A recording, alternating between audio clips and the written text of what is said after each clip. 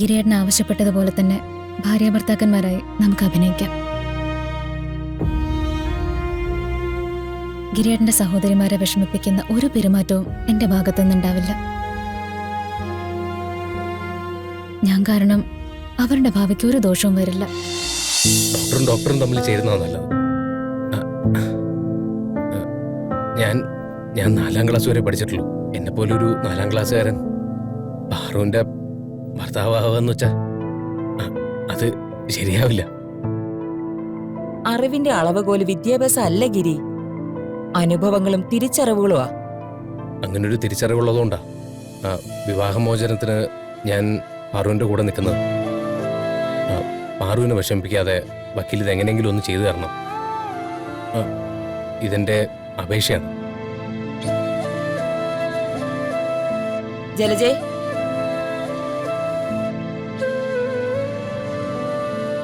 Madam. Parvathi വിളിക്കൂ. Okay madam. ഗിരിക്ക് ആലോചിക്കാൻ ഇനിയും സമയമുണ്ട്. ഒന്നും വേണ്ട, എത്രയും പെട്ടെന്ന് പാറുവിന്റെ ആവശ്യം എന്താന്ന് വെച്ചാൽ അതൊന്ന് ശരിയാക്കി കൊടുത്താൽ മതി.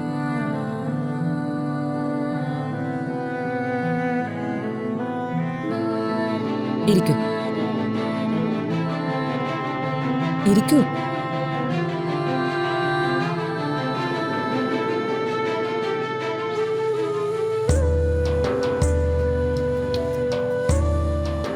പാർവതി, നിങ്ങൾ രണ്ടുപേരും പറഞ്ഞത് ഞാൻ ശ്രദ്ധയോടെ കേട്ടു. ഗിരിക്ക് പാർവതിയെക്കുറിച്ച് പറയാൻ 100 നാവാ. പാർവതിക്കും ഗിരിയെക്കുറിച്ച് പറയാൻ നല്ലത് മാത്രമേ ഉള്ളൂ. രണ്ടുപേരും തമ്മിൽ ആത്മാർത്ഥമായ സ്നേഹവും ഉണ്ട്. ഇതുപോലെ ഒരേ മനസ്സുള്ളവർ തമ്മിലാ ഒരുമിക്കേണ്ടത്. രണ്ടുപേരിലും നന്മയുണ്ട്, പരസ്പരം തിരിച്ചറിയാനുള്ള കഴിവുമുണ്ട്. നല്ല ഭാര്യ ഭർത്താക്കന്മാരായി ജീവിക്കാൻ നിങ്ങൾക്ക് എത്ര ഈസി ആയിരിക്കും. അതിന് ഞങ്ങള് ഭാര്യ ഭർത്താക്കന്മാരല്ലല്ലോ. ഒരു താലി കെട്ടി എന്നുള്ളത് മാത്രമാണ് ഞങ്ങൾക്കിടയിൽ സംഭവിച്ച തെറ്റ്. ആ തെറ്റ് തിരുത്താൻ വേണ്ടിയിട്ടാണ് ഞങ്ങളിവിടെ വന്നത്. ഒന്നുകൂടി ആലോചിച്ചിട്ട് പോരെ ഇങ്ങനൊരു കടുത്ത തീരുമാനം? അല്ല, എന്തിനാ ഇനിയൊരാലോചന? ഗിരിയേട്ടൻ എന്താ വക്കീലിനോട് പറഞ്ഞു കൊടുത്തേ? ഇല്ലല്ല, ഞാൻ ഗിരിയൊന്നും പറഞ്ഞിട്ടില്ല. ഞാൻ എന്റെ അഭിപ്രായം പറഞ്ഞേ ഉള്ളൂ. വിവാഹമോചനം എത്രയും വേഗം നടത്തി കൊടുക്കണമെന്നാ ഗിരി പറഞ്ഞത്. ഞാൻ പറഞ്ഞു വരുന്ന എന്താന്ന് വെച്ചാ, പാർവതിക്കൊരിക്കലും, പാർവതിക്കെന്നല്ല ആർക്കും ഇത്രയും നല്ലൊരാളെ ഭർത്താവായി കിട്ടുമെന്ന് എനിക്ക് തോന്നുന്നില്ല.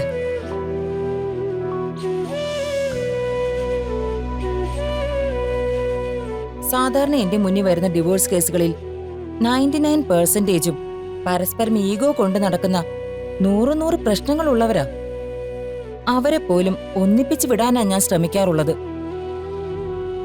ഇവിടെ ഇപ്പൊ നിങ്ങൾക്കിടയിൽ അങ്ങനെ യാതൊരു പ്രശ്നവുമില്ല. ഇങ്ങനെയൊന്നും പറയരുത്. ഞാൻ നേരത്തെ പറഞ്ഞ പോലെ എങ്ങനെയെങ്കിലും ഇതൊന്ന് ശരിയായി കൊടുക്കണം പാറുവിന്.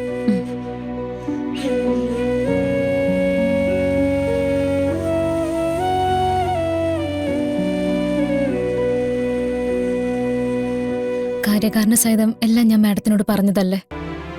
എനിക്ക് സിദ്ധുവിനോടൊപ്പം ജീവിക്കണമെങ്കിൽ ഈ ഡിവോഴ്സ് നടന്നേ പറ്റൂ. ശരി, ഞാൻ നിർബന്ധിക്കുന്നില്ല. വിവാഹമോചനം എന്നൊക്കെ പറയുമ്പോ ഇന്നോ നാളോ നടക്കില്ല, അതറിയാലോ. അതിന് അതിൻ്റെതായ സമയമെടുക്കും. മ്യൂച്വൽ എഗ്രിമെന്റിലാണ് കോടതി ഡിവോഴ്സ് ഫയൽ ചെയ്യുന്നതെങ്കിൽ 1 വർഷം ജുഡീഷ്യൽ സെപ്പറേഷൻ അനുവദിക്കും.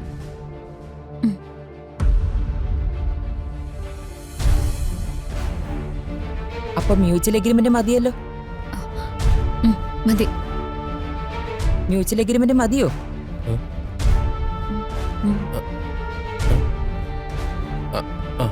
മതി മതി. അവിടെ ഇരിക്കുന്ന ക്ലർക്കിന്റെ ഡിവോഴ്സ് പെറ്റീഷൻ വാങ്ങിച്ചോളൂ. ഓക്കെ. ഇപ്പൊ തന്നെ ഫില്ലപ്പ് ചെയ്യണമെന്നില്ല. വീട്ടിൽ ചെന്ന് സാവകാശം ആലോചിച്ച് തീരുമാനം എടുത്താൽ മതി.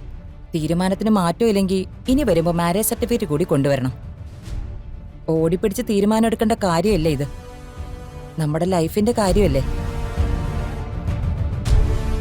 തന്നെയല്ല, ഇതൊരു എക്സ്ട്രാ ഓർഡിനറി കേസാണ്. ഒരു തെറ്റും ചെയ്യാത്ത രണ്ടുപേര് തമ്മില് വിവാഹമോചനത്തിന് ശ്രമിക്കുന്നു.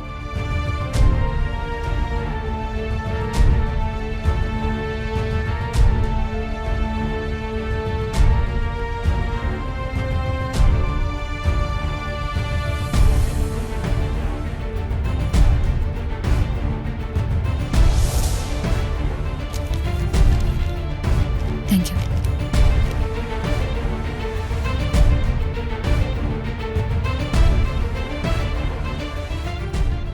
ഒരുപാട് നന്ദിയുണ്ട് ഗിരേട്ട.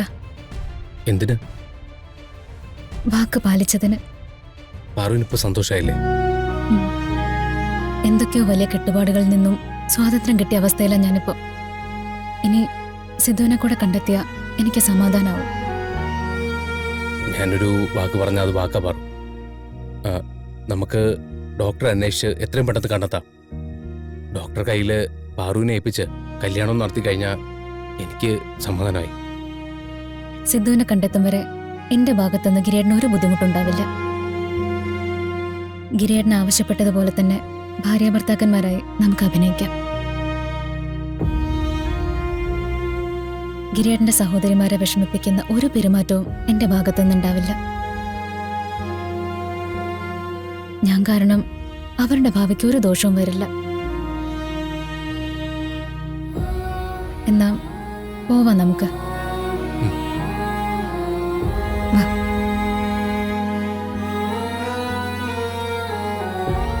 ഏട്ടനും ഏട്ടത്തിയമ്മയും പുറത്തു പോയിട്ട് ഇപ്പോ ഏതാണ്ട് 3-4 മണിക്കൂറായിട്ടുണ്ടാവും അല്ലേ? 3-4 മണിക്കൂർ കഴിഞ്ഞിട്ടുണ്ടാവും. ഇത്രയും സമയം അവരെവിടെ പോയതായിരിക്കും?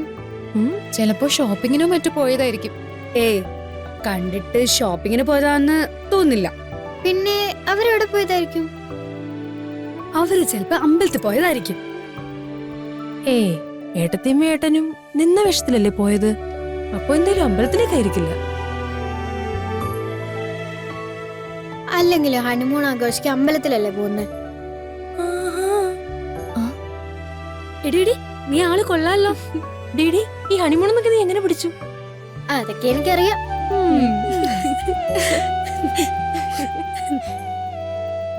എന്നാലും ഏട്ടനും ഏട്ടത്തിയമ്മയും എവിടെ പോയതായിരിക്കും? അവര് വല്ല പാർക്കിലോ ബീച്ചിലോ തിയേറ്ററിലോ പോയതായിരിക്കും.